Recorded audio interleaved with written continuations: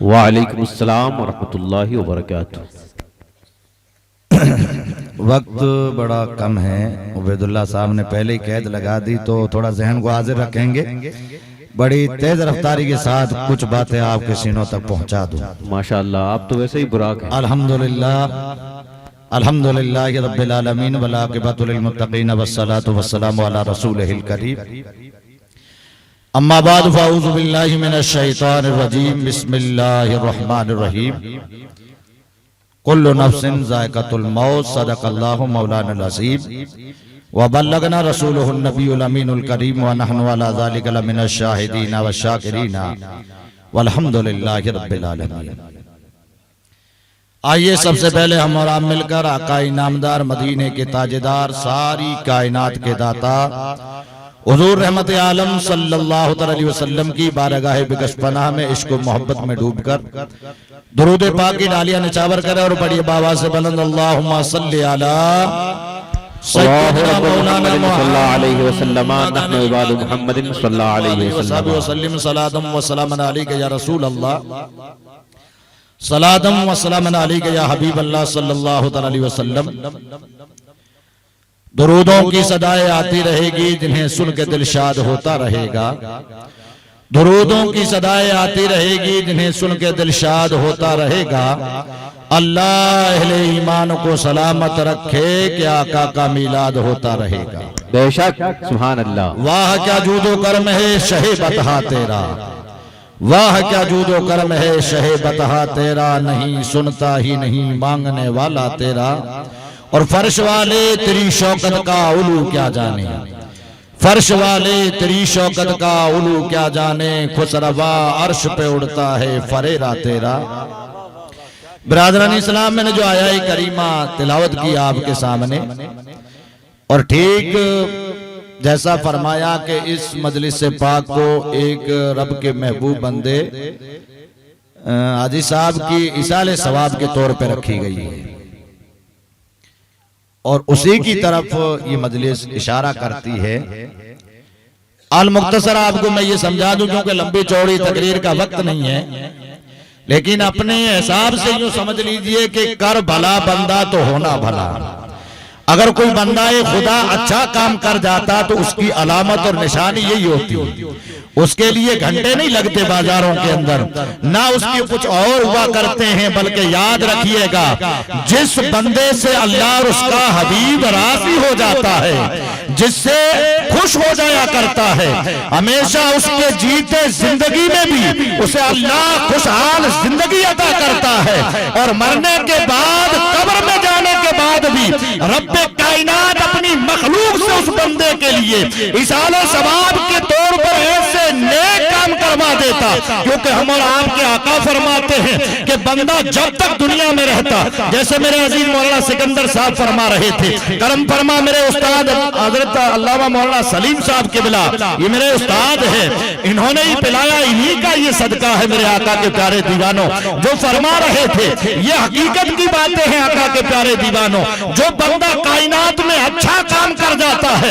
یہ واہوائیت دنیا کی تھوڑے دن بعد ختم ہو جاتی ہے، پرچارے سرحد ان کی سرحدیں ختم ہو جاتی ہے، کچھ دن لوگ اس کے منہ کے سامنے سکوں کے طور پہ محبت کرتے ہیں، مگر رب کا جو محبوب ہو جاتا، میرا رب جس سے راضی ہو جاتا، آمنہ کا لال جس سے راضی ہو جاتا، یاد رکھیے گا کربلا کا شہنشاہ جس سے راضی ہو جاتا، بھرتونی کا دھورل جس سے خوش ہو جاتا ہے، ان کے چرچے تک قیامت تک اللہ زندگی میں سلامت رکھتا ہے، اس کی علامت ایک آپ کے سامنے رکھ رہا ہوں۔ دیکھیے گا میرے عزیز، یہ کچھ تعریف کی بات نہیں ہے، مرحوم حاجی علاء الدین صاحب قبلہ اللہ ان کی قبر پر جو ہے رحمتوں کی بارش کرے، وہ ایسا کوئی کام کر گئے، میرے دل میں ابھی سوال کر رہے تھے جب میرے عزیز مولانا سکندر صاحب فرما رہے تھے، میرے دل میں یہی سوال جنم لے رہا تھا کہ سن میرے بھائی، اس کا راز یہ ہے کہ بندہ جو اچھا کام کرتا ہے یہ کسی کے کہنے سے نہیں ہوتا، رب کعبہ خود کروا دیتا ہے، اور کرواتا بھی کسی معمولی سے نہیں، اپنے نبی کی آل کو بھیجتا ہے،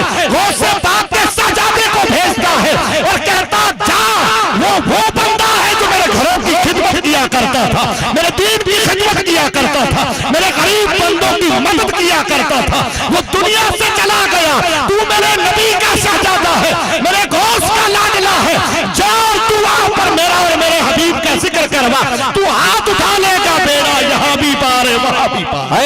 सुभान अल्लाह। یہ حقیقت ہے میرے عزیز، یاد رکھیے گا۔ اچھا کام ہوتا اس کا بدلہ یہ ملتا ہے جو یہ آج جلسے کی شکل میں دکھ رہا ہے۔ دیکھو کسی کے پاس پیسے زیادہ ہوتے، میرے عزیز مولانا سکندر صاحب فرماتے، حق میں ان کی بات کی تائید کرتا ہوں، صحیح کہتے، اے میرے قوم کے نوجوانوں اور بزرگوں، اگر ہم آپ کے بچے ہیں، مولانا سکندر ہے، میں ہوں، اگر ہم آپ کو نہیں بتائیں گے تو آنے والا یوپی سے مولوی صاحب کبھی نہیں سمجھائے گا، کلکتے والا آپ کو کبھی نہیں سمجھائے گا، کیونکہ ہماری قوم کا درد ہم جانتے ہیں، ہماری قوم کا فکر ہم سمجھتے ہیں۔ کہ بندہ جیسا کام کرتا ہے اللہ ویسا ہی بدلہ عطا فرماتا۔ تو حاجی صاحب نے کوئی ایسا کام کیا ہوگا، کوئی ان کی ادا میرے رب کو پسند آ گئی ہوگی، کوئی سرکار صلی اللہ علیہ وسلم کو ان کا عشق پسند آیا ہوگا، تب ایسا ذریعہ بنا دیا کہ بندہ دنیا سے رخصت ہو گئے، وہ قبر میں چلے گئے، لیکن یاد رکھیے گا یہ ان کی رضابندی کی ایک علامت ہے، رب کے راضی ہونے کا راز ہے، مصطفیٰ کریم کے عشق کا صدقہ ہے کہ آج وہ دنیا سے چلے گئے تو ان کا ذکر میرا رب اپنی مخلوق سے کروا رہا ہے، اپنے نبی کی آل سے کروا رہا ہے، غوث اعظم کے شہزادے سے کروا رہا ہے، ایسے ایسے بڑے علماء سے کروا رہا ہے، تاکہ وہ بیٹھ کر یہاں ذکر کریں گے۔ اتنی ساری مجلس بیٹھی ہے، کوئی تو ان کے جملوں پہ مچل اٹھے گا، آنسو کا ایک قطرہ گرے گا، جس کا قطرہ گر گیا انشاءاللہ یہاں بھی بیڑا پار ہے، وہاں بھی بیڑا پار ہے۔ سبحان اللہ میرے عزیز، یہ اللہ کا شکر ہے، اور اس لیے آج یاد رکھیے گا یہ پرفتن ماحول ہے۔ آج دور ہمیں ایک اشارہ کر دوں، ایک مشت کی ضرورت ہے، اپنے آپ کو نبی کا آئیڈیل بناؤ، اپنے آپ کو محبوب کا چاہنے والا بناؤ۔ یارو یاد رکھیے گا وہ لاوارث ہوتے ہیں جو در در ٹھوکریں کھایا کرتے ہیں، دروازے ڈھونڈا کرتے ہیں۔ ہم تو آمینہ کے لال کے امتی ہیں، ان کی آل سے محبت کرتے ہیں، غوث پاک کے شہزادوں سے محبت کرتے ہیں، ہم تو ان کے ہاتھوں پہ بکے ہیں۔ اے آقا کے پیارے دیوانوں، کیونکہ یاد رکھیے گا ہمارا محبوب ایسا ہے، رب کا حبیب ایسا ہے کہ جس پہ نظر ڈال دے انشاءاللہ ان کو ایمان کی دولتیں ملا کر جایا کرتی ہے۔ ہم تو دعا والے ہیں، دعا کر دے تو بیڑا پار ہو جاتا۔ ایک بات آپ کی بارگاہ میں عرض کر دوں، یہ مشورے اور میٹنگیں پہلے بھی ہوئی تھی، ایک بات عرض کروں اس کے بعد بات کو ختم کرتا ہوں۔ اے آقا کے پیارے دیوانوں، اگر عشق کرنا ہے تو محبوب کردگار سے کرو، اللہ کے حبیب سے کرو، اپنے نبی سے کرو، ان کی زندگی سے محبت کرو۔ محبت صرف نعروں کا نام نہیں ہے، محبت نبی کی زندگی کے آئیڈیل کا نام ہے، مصطفیٰ کے اخلاق کو لینا، ان کے مثل پر ان کے طریقے پہ چلنا، نبی کی سنتوں کے سانچے میں اتر جانا، اسی کا نام محبت ہے۔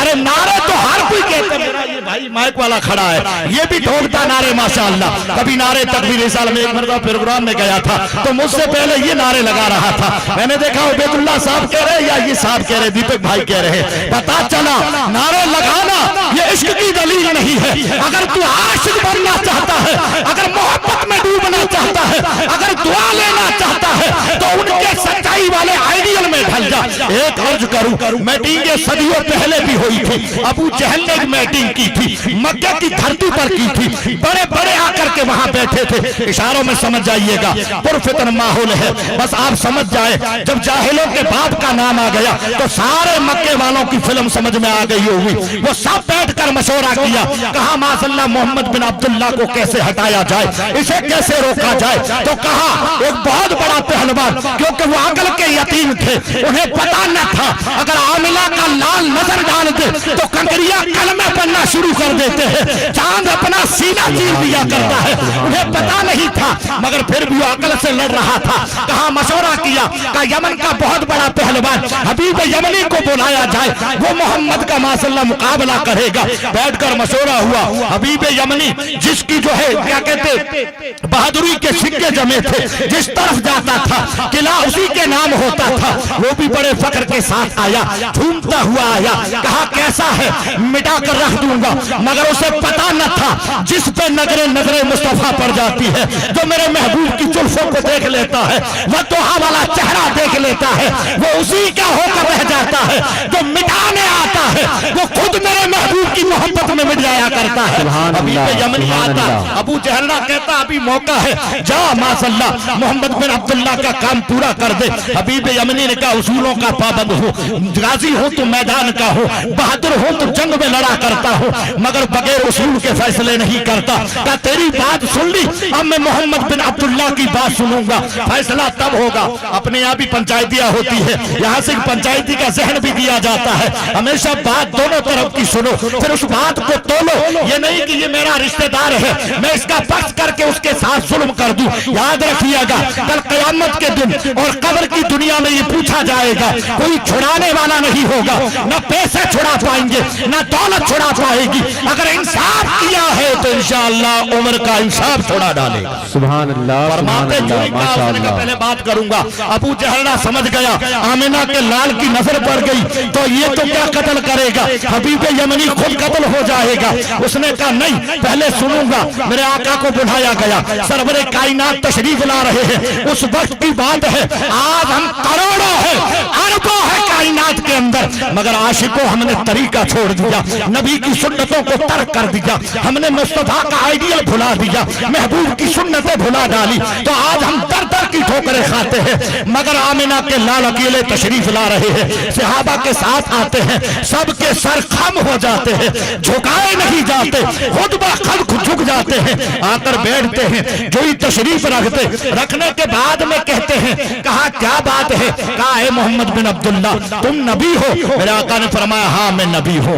कहा हबीब यमनी ने कहा 3 सवाल करूंगा। मेरे आका ने फरमाया पूछ क्या चाहता है? हबीब यमनी ने इधर देखा उधर देखा, देखकर 14वीं के चांद की तरफ नजर पड़ती है। कहता अगर आप नबी है तो चांद को चीर के बताओ, कुर्बान जाइए। मुस्तफा करीम ने शहादत वाली उंगली को उठाया न था, जो उठना था चांद ने सीना चीर कर ऐलान कर दिया, ऐ कायनात वालों, आमिना का लाल सिर्फ तुम्हारे लिए ही नबी नहीं है। मेरे आका इशारा कर दो तो मैं भी सीना चीर कर मुस्तफा पर कुर्बान हो जाया करता हूं। सुभान अल्लाह, सुभान अल्लाह, सुभान अल्लाह। धीरे धीरे धुलने लगा, कलेजा साफ होने लगा। फिर का दूसरा सवाल, तो फरमाया मैं तेजी से आगे गुजरूं क्योंकि वक्त हो गया, अपने मेहमान खास भी तशरीफ ले आए, इंशाअल्लाह हजरत का खिताब सुनेंगे। तो जो है तीसरा सवाल किया, कहा ये खजूरें खड़ी है, दाएं हिली बाएं हिली, अल मुख्तसर वो चलकर सरकार की बारगाह में आती। हबीब यमनी तीसरा सवाल करने वाला था। मेरे आका फरमाते हैं,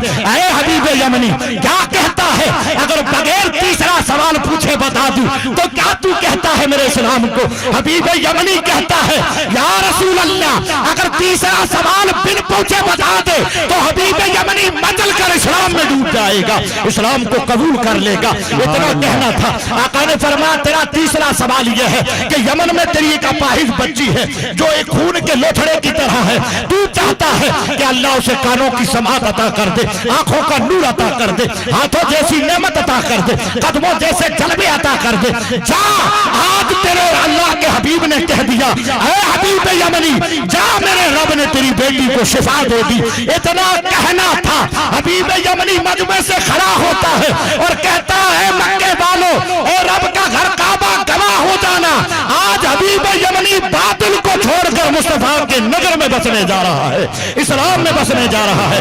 अल मुख्तसर ये था। हबीब यमनी वहां से जब वापस निकला और रात को सफर कर मेरे आका की बारगाह में रहने के बाद वापस जब यमन पहुंचा, रात की तारीखी थी, बताते दरवाजा खटखटाया, सलाम की आवाज से बंद की, सामने से वही लगते जिगर दिल का टुकड़ा जिस बच्ची को अपाहिज छोड़ कर गया था वो आकर दरवाजा खोलती है और जो ही चेहरा देखा, अशहदु अल्ला इलाहा इल्लल्लाह व अशहदु अन्ना मुहम्मद रसूलुल्लाह, ये कलमा पढ़ते हैं। हबीब यमनी हैरान रह गया, कहने लगा बेटी तुझे ये किसने कलमा पढ़वाया, तुझे शिफा कैसे मिल गई? कहने लगी बाबा जो मुस्तफा मक्के में बैठकर रब के घर के सामने तुझे कलमा पढ़ाकर इस्लाम में बसाया है, उसी महबूब रात को तशरीफ लाए और मुझसे कहा बेटी सुन, तेरा बाप हबीब यमनी खाना-ए काबा में इस्लाम कबूल करके मेरी गुलामी पे आ चुका है और तू भी बातिल को छोड़कर करीज़े फातिमा बनना सीख ले।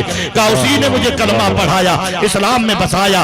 पता चला यारो, इश्क करना सीखो, अपने नबी से मोहब्बत करना सीखो। कई जमाने के तूफान आएंगे, लेकिन अल्लाह रब्बुल इज्जत जब जब जमाने के हालात खराब होते हैं, रब अपने नबी की आल में से, गौसे पाक के शहजादों में से किसी एक को भेजता है जो सरकार गरीब नवाज की शक्ल में رہبری کی. سرکار جو ہے مجدد دین ملت سرکار اعلیٰ حضرت کی شکل میں جو ہے اسی قوم کی رہبری کی.